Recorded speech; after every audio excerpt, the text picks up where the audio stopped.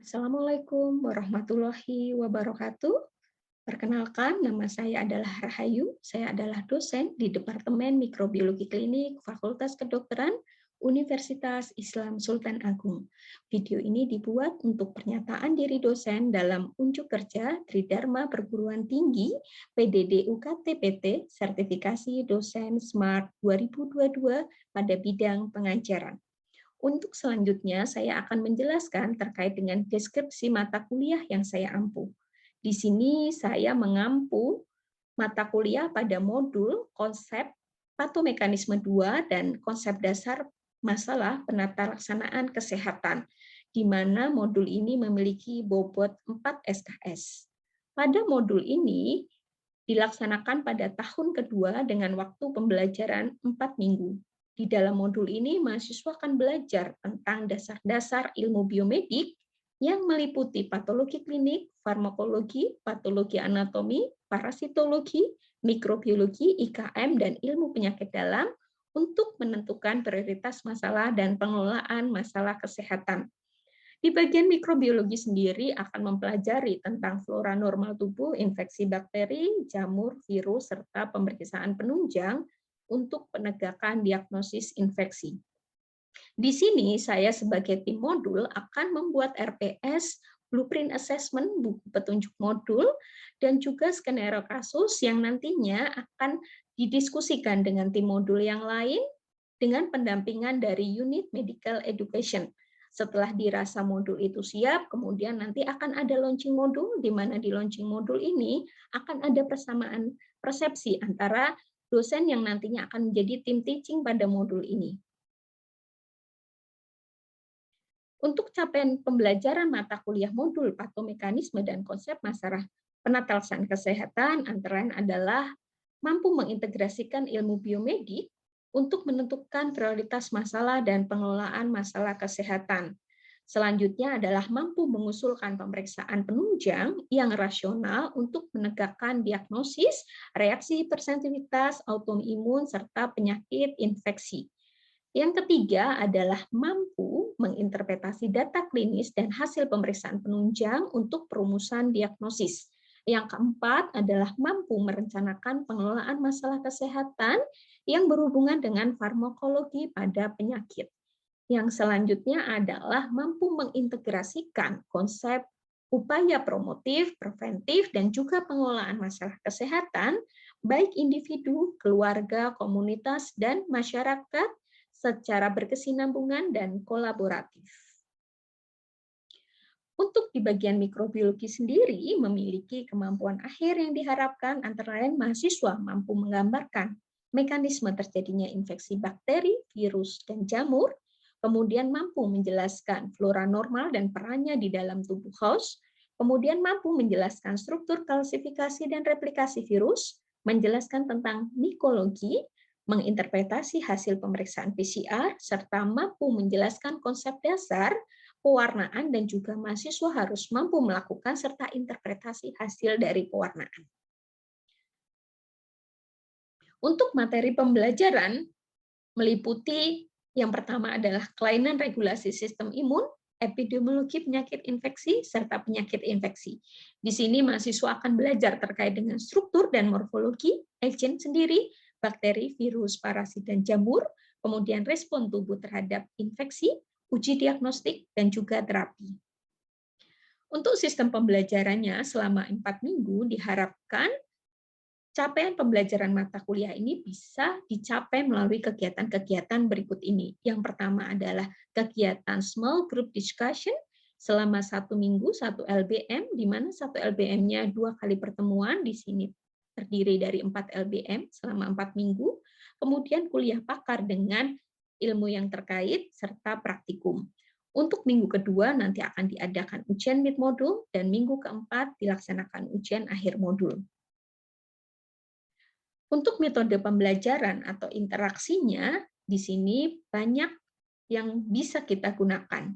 Pada saat small group discussion, di sini mahasiswa diskusi kelompok kecil di mana skenario kasus yang ditampilkan itu sebagai trigger. Di sini saya mendampingi mahasiswa dan juga memberikan feedback terhadap hasil diskusi mereka. Mahasiswa akan aktif berdiskusi, brainstorming, menyusun konsep mapping, belajar mandiri untuk menjawab learning issue, serta menyampaikan hasil belajar mandiri yang nantinya akan diupload lewat Google Classroom. Di sini saya memberikan feedback terkait dengan hasil belajar mahasiswa tersebut. Kemudian yang kedua, dalam kuliah pakar, metode pembelajaran yang dipakai adalah ceramah dan diskusi. Di sini saya menyampaikan materi yang terkait pada modul ini, kemudian saya meminta mahasiswa untuk aktif bertanya. Silakan kalau jika ada pertanyaan yang akan didiskusikan, maka dengan senang hati kita akan melakukan diskusi secara menarik terkait dengan materi mikrobiologi. Yang selanjutnya, praktikum ini dilakukan secara luring, di mana di sini mahasiswa mendemonstrasikan, mengidentifikasi, dan menggambarkan materi praktikum. Untuk kriteria dan bentuk penilaian, baik SGD, kuliah pakar, dan praktikum, saya memberikan checklist form penilaian, di mana mahasiswa dinilai dari kehadiran, keaktifan, dan kesiapan materi. Kemudian, untuk penilaian yang lain adalah dengan menggunakan MCQ, ujian mid, dan akhir modul. Selain itu, untuk praktikum juga pada ujian OSCE, mahasiswa harus melakukan pemeriksaan penunjang dan juga mengusulkan serta interpretasi hasil pemeriksaan penunjang untuk penegakan diagnosis infeksi. Kemudian untuk assessment, di sini sistem penilaian dan indikator kelulusan pada akhir modul dihitung dengan rumus sebagai berikut, di mana tutorial memberikan proporsi 15%, praktikum 10%, mid modul 30%, dan nilai akhir modul 45%. Dan untuk standar kelulusan dikatakan lulus modul apabila mahasiswa tersebut mendapat nilai A, B, dan B. Kemudian mahasiswa diperbolehkan remedi apabila mendapatkan nilai B, C, dan CD. Sedangkan mahasiswa tersebut harus mengulang modul apabila mendapat nilai D. Berikut untuk selanjutnya adalah cuplikan video pengajaran terkait dengan mata kuliah mikrobiologi, patomekanisme 2, dan konsep dasar penatalaksanaan masalah kesehatan. Terima kasih. Assalamualaikum warahmatullahi wabarakatuh. Selamat pagi adik-adik. Hari ini saya mendapatkan amanah untuk menyampaikan materi kuliah terkait dengan flora normal dan peran dalam tubuh host dalam modul konsep patomekanisme 2 dan konsep dasar masalah penatalaksanaan kesehatan. Nah, marilah sebelum mulai kuliah pada pagi ini kita mulai dengan bacaan basmalah terlebih dahulu. Bismillahirrahmanirrahim. Mudah-mudahan apa yang kita diskusikan pada pagi hari ini bisa bermanfaat untuk adik-adik semuanya.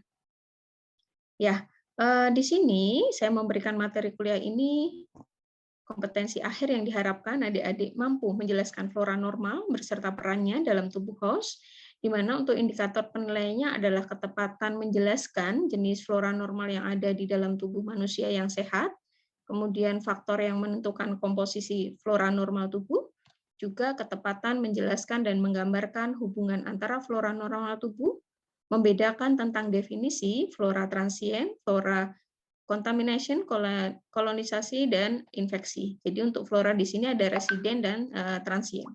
Kemudian juga menjelaskan flora normal tubuh terhadap patogenesis infeksi dan juga menggambarkan peran flora normal tubuh terhadap pertahanan infeksi. Nah, kalau kita melihat ya, pernahkah berpikir apakah kulit kita steril? Coba salah satu menjawab. Izin menjawab, dokter. Ya, silakan, Dek. Kira-kira kulit kita steril nggak ya? Tidak, dokter. Ya, tidak. Alasannya kenapa kira-kira? Padahal yang putih, yang bersih, sudah beberapa kali mandi gitu. Kenapa kulit kita tidak steril? Karena tetap ada flora normalnya. Iya, benar. Jadi tetap ada flora normalnya ya. Kalau kita lihat di sini bahwa di kulit kita itu tidak steril gitu ya. Jadi kulit kita itu dihuni oleh yang namanya flora normal. Nah, kemudian kita ke pertanyaan yang kedua. Coba yang lain dijawab. Apakah semua mikroorganisme baik bakteri, virus, jamur itu bersifat patogen? Oh, tidak, dokter. Iya. Kenapa kok tidak? Karena yang seperti dikatakan tadi ada flora yang bersifat baik atau flora normal, dokter. Iya, oke. Nah, kalau kita lihat ya, mungkin sebagian besar kita akan berpikir bahwa bakteri, virus, jamur itu bersifat patogen, ya. Nah, setiap orang pasti memiliki flora normal yang berbeda di dalam tubuhnya. Misalnya antara si A dan si B itu memiliki flora sendiri. Jadi flora normal itu merupakan populasi mikroorganisme. Mikroorganisme itu bisa bakteri, virus, ataupun jamur ya. Dia menghuni kulit dan membran mukosa pada orang normal yang sehat. Nah, dia berfungsi sebagai first line untuk pertahanan tubuh. Jadi kalau ada mikroorganisme yang masuk nih, dicegah nih oleh si flora normal tubuh ini. Jadi dia juga akan mencegah terjadinya kolonisasi dari patogen. Selain itu, dia juga akan membantu sistem pencernaan, kemudian degradasi toksin, serta berkontribusi dalam maturasi sistem imun. Nah, kalau seandainya flora normal ini dia berada dalam kondisi imbalance atau tidak seimbang, artinya di sini sudah terjadi dysbiosis, dan dysbiosis ini nantinya akan menstimulasi terjadinya infeksi. Nah, kapan sih flora normal itu bisa menyebabkan infeksi? Tentunya ada dua prinsip, gitu ya. Flora normal tubuh itu baik, tetapi ada dua prinsip ketika dia bisa menjadi patogen. Yang pertama, apabila jumlahnya dominan atau berlebihan di antara mikroorganisme yang lain. Yang kedua, tempatnya tidak sesuai. Harusnya dia berada di tempat yang tidak steril, tetapi dia berada di tempat yang steril. Nah, perlu adik-adik ketahui mana saja sih bagian tubuh yang dia memang steril ya. Contohnya apa? Darah, jaringan, itu dia steril ya. Tidak boleh ada mikroorganisme di sana. Hanya saja untuk kulit dan membran mukosa ini dihuni oleh flora normal. Nah, ini adalah karakteristik flora normal tubuh, gitu ya, terdiri dari residen dan transien. Nah, ini kalau dilihat bahwa di sini bakteri, virus, fungi dia hidup berdampingan ya di kulit dan mukosa.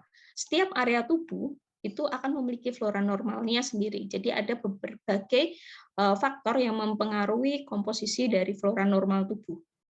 Kemudian kalau kita lihat distribusi flora normal tubuh di sini berbeda-beda antara yang di kulit ya, kemudian di mukosa dan yang di bagian dalam tentunya akan berbeda. Begitu juga di kulit ya, antara di kaki, kemudian kulit yang lembab, kulit yang kering, ini pasti memberikan komposisi flora normal tubuh yang berbeda. Nah, contohnya yang di kelenjar keringat, maka di sini akan paling banyak adalah Staphylococcus epidermidis gitu ya. Begitu juga yang ada di mukosa saluran cerna ya, di sini didominasi oleh Bacteroides dan Firmicutes. Kemudian, nah ini adalah pengertian dari masing-masing komposisi flora normal, yaitu flora residen dan transien. Nah, mungkin adik-adik akan nantinya bisa membedakan. Yang residen itu tuh artinya dia tetap di sana, penghuni di sana, gitu ya, permanen. Jumlahnya relatif tetap, gitu ya. Kalau dia jumlahnya berkurang, maka dia akan rekolonisasi, gitu. Nah, kemudian kalau tinggal di sana, misalnya adik-adik habis memegang suatu permukaan tertentu, kemudian flora transien itu menempel di tangan adik-adik. Nah, dia bisa menghuni berjam-jam, berhari-hari, atau berminggu-minggu. Jadi dia berasal dari lingkungan. Nah, seharusnya dia tidak bisa menyebabkan penyakit, tetapi jika flora residen ini terganggu, maka dia akan bisa berkolonisasi dan nantinya akan berpotensi menghasilkan penyakit. Nah, ini ilustrasi yang memudahkan ya. Jadi residen bakteri itu memang tinggal di sana, sedangkan kalau transien itu hanya lewat. Nah, seperti ini ya. Nah, ini yang paling penting adalah ketika kita melakukan cuci tangan ya. Ketika kita cuci tangannya hanya dengan menggunakan air, maka yang hilang adalah material organik, yaitu misalnya debu atau partikel. Tetapi kalau kita melakukan cuci tangan dengan hand hygiene yang baik, maka kita akan bisa mengurangi flora transien. Sedangkan kalau kita mencuci tangan dengan cara cuci tangan bedah, gitu ya, maka residen flora ini juga akan berkurang.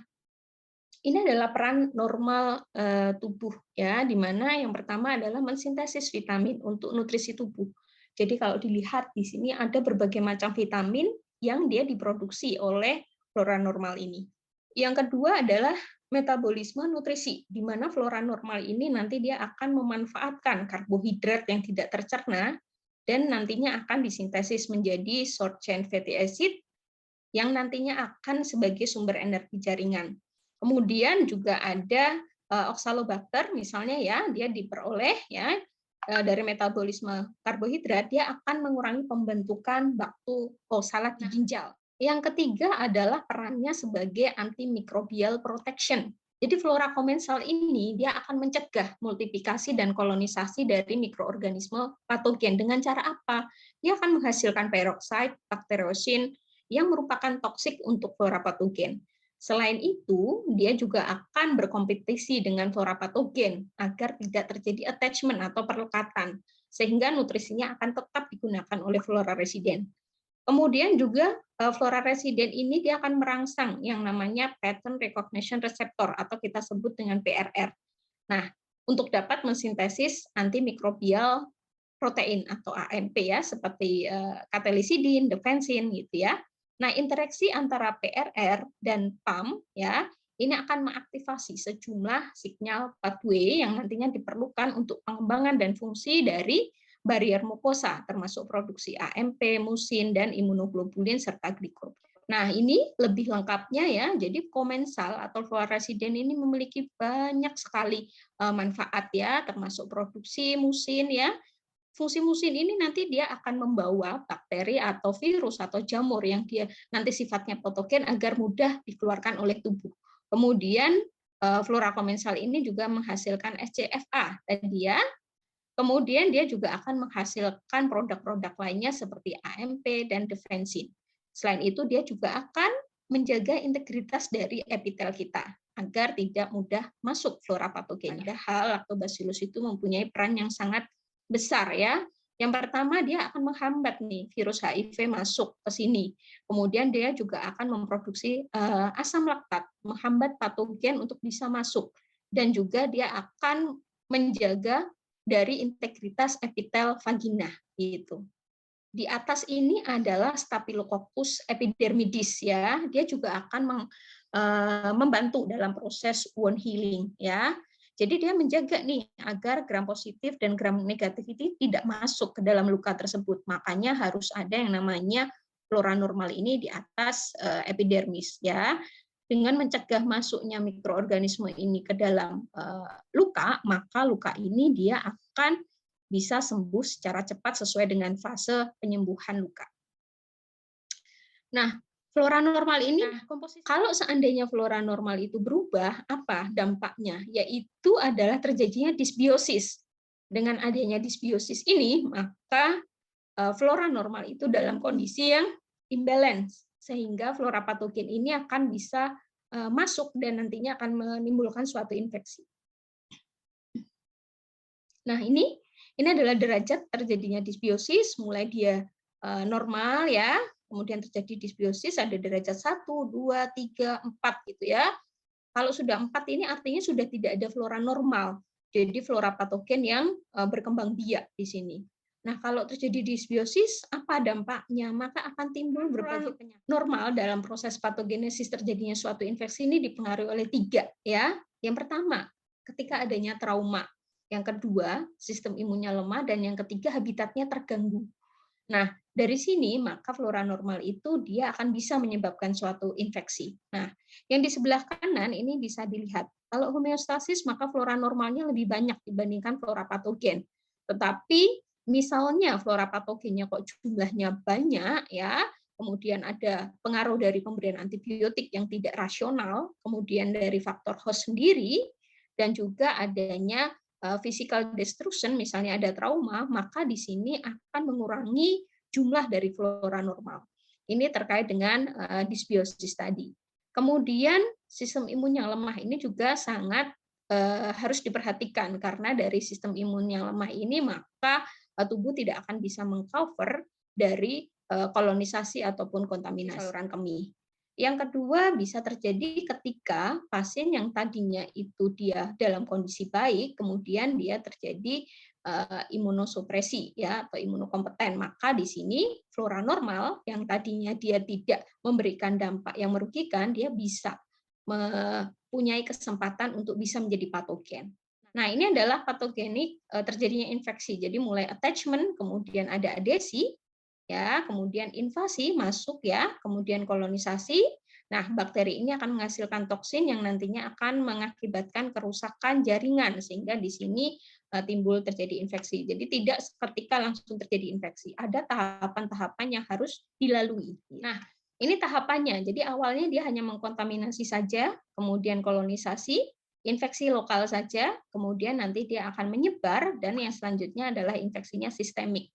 Jadi kalau semakin ke sini jumlah bakterinya akan semakin banyak.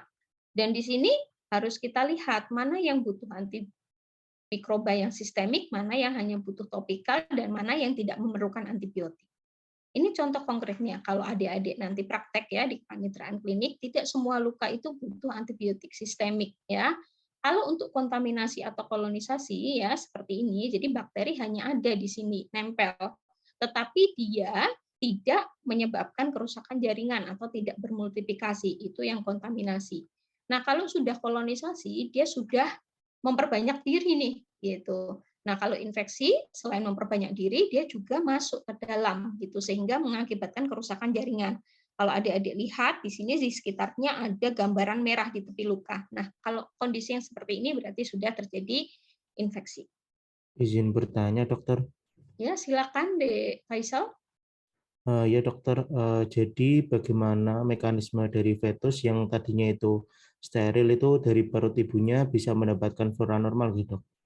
Ya, itu. Nah, kalau kita pertanyaan yang bagus ya. Jadi, kenapa sih kok kita dapat flora normal itu pertama kali itu dari mana gitu ya? Fetus itu kan di dalam perut ibu itu kan steril ya. Di sana tidak ada mikroorganisme gitu ya. Nah, bagaimana dia bisa mendapatkan flora normal? Jadi kalau adik-adik lihat ketika seorang ibu itu dia melahirkan bayinya ya, maka oral nasofaring itu akan terekspos dengan epitel yang ada di vagina. Nah, di vagina ini kan tadi ada flora dominan ya yang namanya lactobacillus. Nah, dari situ maka akan muncul nih flora normal akan masuk ya, tadi yang dari vagina ibunya, kemudian nanti dia mulai hitungan hari ya, dia akan mulai tumbuh flora normalnya. Tadinya dia mengkolonisasi dari mulut, nasofaring, kemudian nanti dia akan tertelan sehingga dia menjadi flora dominan yang ada di usus. Seperti itu patomekanismenya ya, bagaimana mendapatkan flora normal. Jadi oleh karena paparan ekspos dari epitel vagina si ibu gitu. Gitu Dek Faisal. Ya, baik, ada pertanyaan lagi Adik-adik? Izin bertanya, dokter. Ya, silakan. Ya, izin bertanya mungkin untuk apa aja, dok, buat faktor yang menentukan komposisi flora normal yang ada di tubuh. Oh, baik, kita lihat tadi komposisi flora normal ya. Jadi yang namanya flora normal kan tadi di awal kuliah ya saya jelaskan bahwa flora normal ini masing-masing anggota tubuh ini berbeda ya antara di gigi sama di mulut ataupun di tenggorokan, di kulit ataupun di kaki ini berbeda ya. Jadi ada beberapa faktor yang nantinya akan mempengaruhi antara lain yang pertama jumlah nutrisinya ya yang ada di dalam tubuh tersebut. Yang kedua bisa dari pH, kelembaban. Kemudian yang ketiga, ya, yang selanjutnya adalah apakah ada substansi yang menghambat pertumbuhan di situ ya, misalnya di situ apakah ada lisozim, kemudian bagaimana pH-nya ya. Nah, faktor-faktor itu yang nantinya akan menentukan komposisi dari flora normal tubuh itu berbeda ya. Kemudian yang terakhir yang paling penting adalah lingkungannya dari hostnya. Apakah hostnya itu muda ya, tua ya, dia punya penyakit komorbid atau tidak ya, bagaimana status imunnya. Nah, itu sangat mempengaruhi flora normal dari tubuh manusia. Gitu Dek Eka. Ada lagi Dek pertanyaan? Silakan. Oke, siapa yang bertanya? Saya izin bertanya gitu. Ya, silakan. Ya, Tadi ada. kan dijelaskan juga adanya opportunistik dan juga yang flora normalnya gitu. Kira-kira untuk perbedaan dari bakterial yang patogen gitu dan juga opportunistik patogen itu gimana gitu? Oke, ya. Ini sesuai dengan slide saya yang tadi sudah saya paparkan bahwa ada berbagai faktor ya. Kapan dia disebut sebagai true patogen atau hanya opportunistik. Kalau true patogen artinya memang flora tersebut tidak terdapat di tubuh kita. Misalnya tidak ada salmonella yang ada di dalam tubuh kita. Tidak mungkin yang namanya Neisseria GO ada di dalam tubuh kita. Gitu. Jadi memang ada flora-flora yang memang dia dikatakan true patogen. Artinya dia bukan sebagai flora normal tubuh. Ketika dia hadir di sana, ya sudah, ya. Ketika inokulumnya terpenuhi, ya dia akan menyebabkan suatu infeksi. Nah, itulah yang disebut dengan true patogen. Gitu. Sedangkan kalau opportunistik itu kan dari opportunity, kesempatan. Jadi opportunistik itu bisa timbul ya infeksinya disebabkan oleh flora komensal. Nah, kenapa kok dia bisa menyebabkan patogen? Yaitu tadi, yang pertama karena jumlahnya berlebihan, ya. Yang kedua karena dia berada di tempat yang tidak semestinya, ya gitu. Jadi tergantung dari status imunnya juga, ya. Kalau status imunnya baik, maka tidak akan terjadi apa-apa. Tapi kalau status imunnya jelek, nah kesempatan dari flora komensal ini, mumpung jumlahnya banyak, ya berlebihan, ya, maka dia akan bisa mengakibatkan suatu penyakit atau infeksi. Nah, inilah yang disebut dengan opportunistic patogen, ya. Contohnya paling mudah adalah jamur. Jamur itu merupakan flora komensal yang ada di mulut, ya misalnya. Tetapi kalau kita orang sehat itu mungkin nggak apa ada jamur di mulut. Tetapi bagi orang dengan misalnya HIV/AIDS, ya misalnya ya dia dengan status imun yang lemah, kemudian biasanya orang dengan HIV/AIDS itu kan dia juga ada infeksi oportunistik, ya minum obat ya banyak. Nah, dari situ juga akan menyebabkan terjadinya imbalance atau disbiosis gitu. Nah, dari situ maka kandida ini jumlahnya akan berlebihan sehingga menyebabkan kandidiasis oral gitu. Normalnya flora normal tubuh itu paling banyak adalah bakteri, kemudian sisanya adalah virus dan jamur gitu ya. Jadi bakteri ini komposisinya tuh paling banyak gitu di antara flora normal tubuh gitu. Sudah jelas? Ya. Sudah, dokter. Oke, ada lagi pertanyaan yang lain? Mungkin izin bertanya, dokter. Ya, silakan Anissa. Tadi sudah dijelaskan mungkin mengenai dari kontaminasi, kolonisasi, dan infeksi, ya dokter. Nah, itu saya masih bingung mengenai perbedaannya, dokter. Ya, jadi apa sih bedanya kontaminasi, kolonisasi, dan infeksi tadi ya? Ya, kalau kontaminasi itu bakterinya tuh hanya nempel di permukaan. Jadi dia tidak memperbanyak diri, istilahnya kalau suatu rumah, jadi dia cuma berada di depan rumah saja, ya, dia nggak masuk gitu. Tapi kalau kolonisasi itu dia memperbanyak diri, gitu ya. Jadi dia berada di depan rumah kita ya, misalnya, tetapi dia orang nih banyak, gitu ya, dia memperbanyak diri di depan rumah. Nah, kalau terjadi infeksi, artinya dia sudah memperbanyak diri dan dia masuk ya ke jaringan. Nah, itulah yang disebut sebagai infeksi, gitu. Nah, adik-adik perlu diketahui ya. Jadi kalau untuk kontaminasi saja mungkin nggak perlu antibiotik. Jadi tidak harus yang namanya hasil kultur ya. Misalnya adik-adik itu mendapatkan hasil kultur ada kuman, itu tidak harus selalu di treatment dengan antibiotik sistemik. Kita lihat nih klinisnya. Oh, klinisnya baik, nggak apa-apa gitu ya, meskipun ada luka gitu ya, cukup hanya ganti balut gitu. Ataupun mungkin kalau kolonisasi jumlah kumannya banyak seperti yang ada di luka ini ya, critical kolonisasi, ini cukup diganti balut dan mungkin bisa diberikan ganti balut yang sehari 2 kali ya dengan pemberian antibiotik topikal misalnya. Tetapi kalau dia sudah terjadi infeksi ya, ada selulitis di sini ya, nah ini tidak cukup nih hanya ganti balut dan pemberian antibiotik topikal, jadi butuh antibiotik sistemik agar pasien tersebut tidak terjadi sepsis gitu. Nah, apakah sudah jelas? Sampun jelas ya dokter. Matur nuwun dokter. Ya. Oke, adik-adik, mungkin untuk kuliah pakar pada pagi hari ini saya rasa waktunya sudah cukup. Nanti apabila ada pertanyaan, silakan nanti bisa WhatsApp gitu ya, ataupun mungkin bisa disampaikan di Google Classroom. Nah, nantinya akan saya jawab begitu ya. Mungkin itu untuk tugasnya jangan lupa ya dikumpulkan di Google Classroom paling lambat 3 hari sebelum ujian mid modul. Ya, terima kasih adik-adik. Kita tutup dengan bacaan hamdalah dan doa kifaratul majelis.